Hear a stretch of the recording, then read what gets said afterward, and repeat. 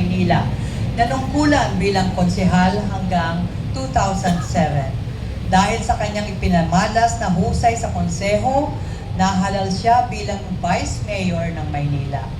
Nahalal bilang Pangulo ng Vice Mayors League of the Philippines mula 2008 hanggang 2016. Sa taong 2019, nahalal naman siya bilang punong lungsod ng Maynila. Sa ilalim ng kanyang pamumuno, itinaguyod niya ang iba't ibang programa na mag-aangat sa antas ng pamumuhay ng bawat Manileño. Siya ang ika-29 na mayor o alkalde ng lungsod ng Maynila. Palakpakan po natin ang magiting na mayor ng Manila, si Mayor Francisco Isko Moreno Dumagoso. Magandang umaga, Mayor. Good morning po. Morning, thank you. Natakot ako doon sa salitang magiting. Usong-uso ngayon yun. Ang mga magigiting na leader I don't think I deserve that. Hindi ko pala patunayan yun. Maybe, I hope someday that katulad ng ating mga dakilang bayani. At marami pang mga kabataan sa ating bansa na tularan ang ating mga bayani sa ating bansa. But thank you for that. Maraming salamat doon sa nakakakiliting sa tengang salita. Talagang na-appreciate ko naman. But again, sa ating tagapangulo, Rolando Estavillo, sa Samang Claridel, Pangulo Evelyn Quiros, sa Samang Claridel, Ginang Rica Villegas, kaanak ni Marcelo H. Del Pilar, ating punong barangay na nandito. Maraming salamat sa Bulaklak. At mga officers and members ng Samang Claridel and guests sa ating mga kababayan sa lungsod at yung ating nagdula kanina or nag-perform. Magandang umaga. Welcome po sa lungsod ng Maynila. Now, ito ay I think isa sa mga araw at marami pang araw sa ating bansa na dapat pagtuunan at bigyan ng oras at ipagdiwang upang patuloy na maipaalala sa mga dumadako sa mga ganitong lugar sa buong bansa na ang mga bato, bakal na itinatatag o rebulto na itinatatag ay hindi lamang isang bahagi ng disenyo ng lugar. Ang ating mga ninuno, ginawa ang ganitong mga pagawaing bayan upang ipaalala sa mga susunod na henerasyon na kapag ikay nagbuti sa iyong kapwa, minahal ang iyong bayan, you will be immortalized by the next generation. Ito ay nagiging tanda ng alaala ng kabutihan ng ating mga ninuno na siya namang bagay, lalo na sa mga kabataan ngayon, na huwag makalimutan. Freedom is not free. Freedom comes with responsibility. Hindi po pwedeng ikinikipit balikat na lamang natin yung ating tinatamasang kalayaan sa pang-araw-araw na pamumuhay bilang tao at sa ating bansa bilang Pilipino. Ito ay may kaakibat na responsibilidad. Katulad ng isang ordinaryong mamamayang si Juan de la Cruz, mano ba naman sumunod ka sa mga simpleng alituntunin. Ito ay pagkilala na at pagiging responsable mamamayan tungo sa kaayos ng ating pamayanan. Kaya let us not, sa mga kabataan, let us not take it lightly. Maraming dumanak na dugo kung bakit tayo malaya ngayon. Yan ang wag na ba. Kaya nga there was this, merong isang insidente no first mayor ko. Mahilig kasi ako going around, ikot ng ikot. Nakita ko yung rebulto ni Ongpin sa kanto ng Ongpin. Puro etchas ng ibon, bote ng beer, and it's chaotic. Doon, simula noon, namulat ang isipan. Talagang medyo nagpanting din ng ba't ganon? Ba't ganon natin ituring yung mga ganitong estatwa, bulto, na para bang baliwala na lang. O napasiyasa tuloy ako. Nakita ko na yung kahalagahang ibinigay niya sa revolusyon noong mga panahon na yun. Katulad ni Marcelo X. So ito sana ay maging normal na gawain sa buong bansa, sa bawat syudad, sa bawat mamamayan.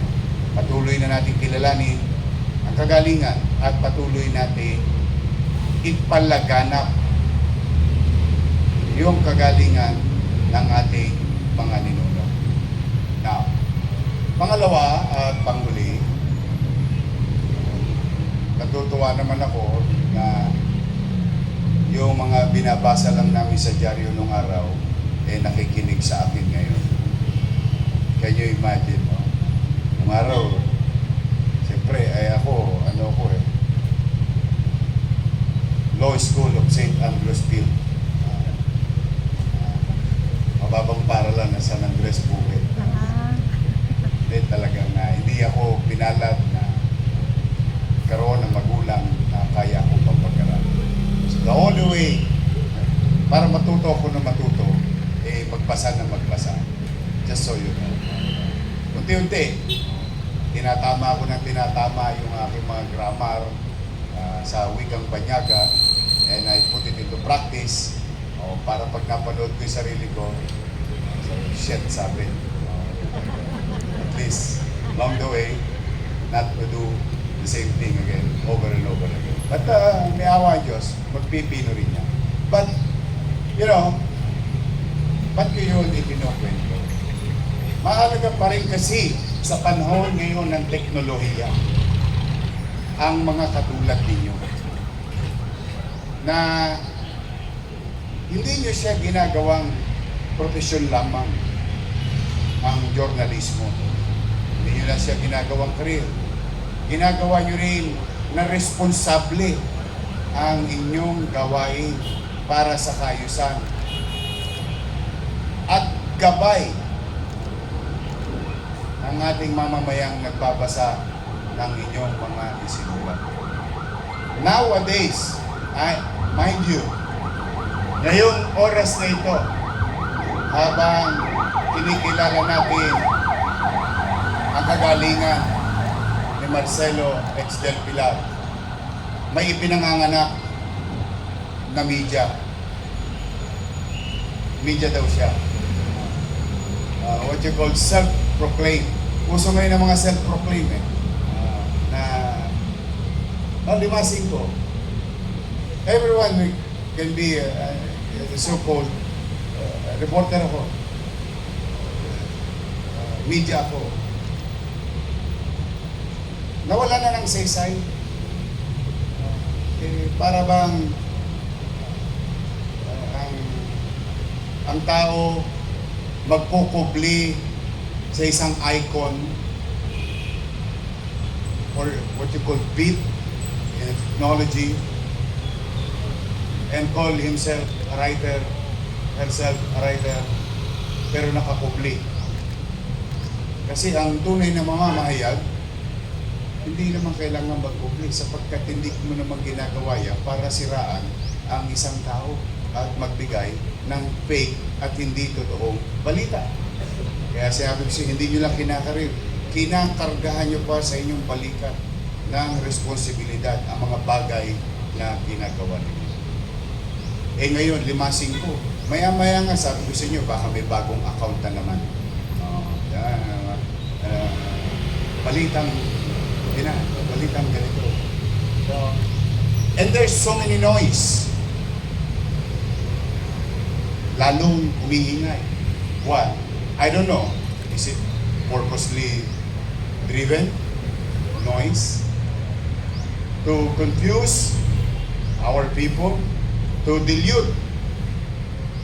Yung palabnawin yung tunay na sitwasyon. And if I may borrow Marcus Aurelius said in a movie, are you not entertained?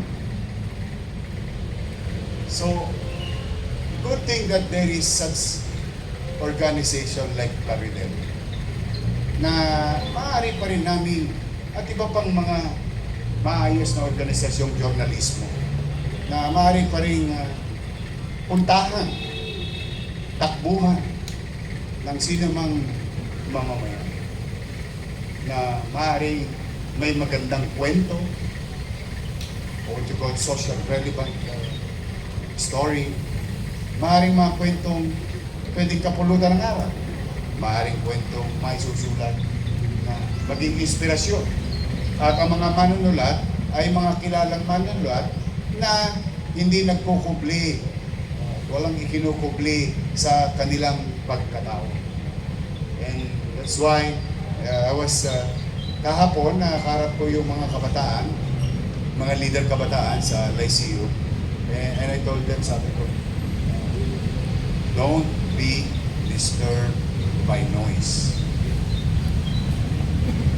You should know, if you're interested to a story, a person, or a situation, you have to dig deeper.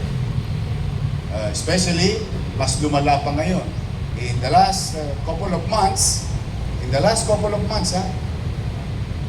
pwede na pala ako maging journalist. A simple prompt in a computer, I can have anong tawag yun? Stories. Lalagyan ko lang ng kwento, mga 2 word, 3 words in a 1 line, and let the AI come up with, then with a pen name, tomorrow I'm a journalist. So it's really very dangerous. That's why, in our own little way, sa maliit naming kaparanan, bilang inyong pamahalang lungsod ng Maynila, in this type of occasion, we support in our own little way. I don't know if this is struggle or celebration, but your goals, your dreams, and your aspirations as organization to pursue excellence, the field of journalism, fairness, pagiging matapat, makatwiran. Maaari minsan tayo nagkakamali din. Wala naman perfecto. Si Jesus lang ang perfect. Pero in every organization, normal naman yan. Kami nga rin naman eh. But what matters most is the goal. Common goal. Mapabuti ang ating bansa. Mapabuti ang ating pamayanan. Mabigyan ng boses. Tunay na boses ang mamamayan. Ganyan kaming lumaking mga bata. Although talagang iba rin parang nanay ko na.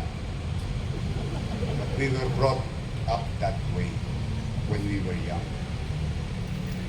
Marami pa rin naniniwala sa iyo. Kaya don't give up.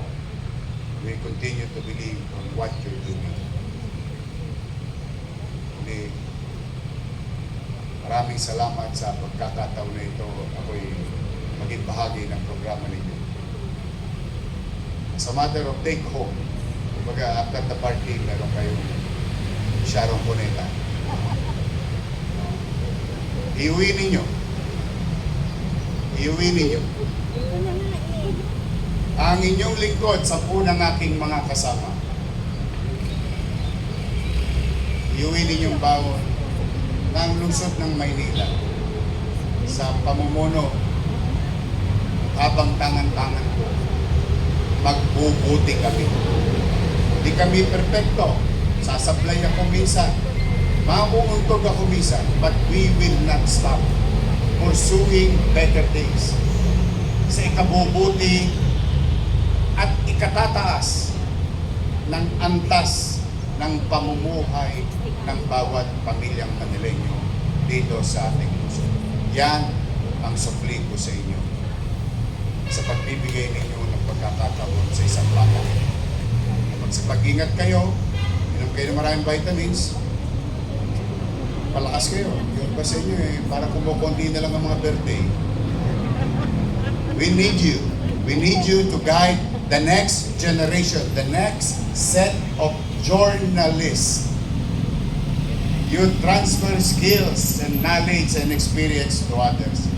That Plaridel as organization will celebrate in the next 50 years of our life or maybe 100 years. Magandang umaga. Pagpalain nawa kayo ng buong pagkakataon. Maraming salamat. Manila, God first. Thank you. Buhay ka, Mayor. Mabuhay ka. Maraming salamat. Yan po yung sa inyong mga inspirational messages para sa Samahang Plaridel. Okay? At Dito na nagtatapos ang ating programa. Naku, maraming salamat, Mayor. Busy ka. Binigyan niyo kami ng panahon. So, alam mo, Twinkle, pagpasalamatan natin, Mayor. Maraming salamat, Mayor. Dahil pinagpatuloy ni Mayor yung pagpunta dito sa ating selebrasyon na pinasimulan hanggang naalala ko si Mayor Lim laging nandito sa ating selebrasyon. Si Mayor Lito Atienza at ngayon ang ating butihing Mayor si Scott Dumagoso. Bakit Mayor inilaktawan? Then last year kasi nandito yung ating Vice Mayor. Yung ating Vice Mayor. Ngayon si Mayor Dumagoso. And for the succeeding years pa, talagay ko kasama natin. Photo op! Unahin muna natin yung Samahang Plaridel. Mga Ay, mga bata muna. Okay, go ahead. Para magkaroon tayo ng sistema, para hindi magulo. Konting bilis lang po. At nagmamadali yung ating mayor. Meron pang susunod na sa National Press Club naman. Tuloy-tuloy ang selebrasyon ng ating MH Del Pilar birth anniversary. There you go. Ito yung ating Panghalang Banyuhay Incorporated. Okay? Magaling itong mga batang to. Yeah. Oo. Galing ng Bulacan, tama? Bulacan. Valenzuela, Bulacan. Yes. Bulacan. Bulacan. Next, yung ating miyembro ng Samahang Plaridel naman. Konting bilis lang po tayo. Ayan, nasa gitna si Mayor. Go ahead.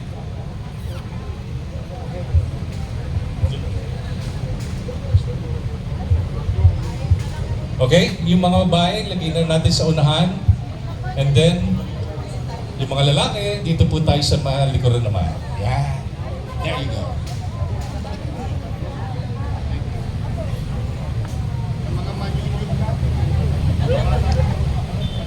Okay.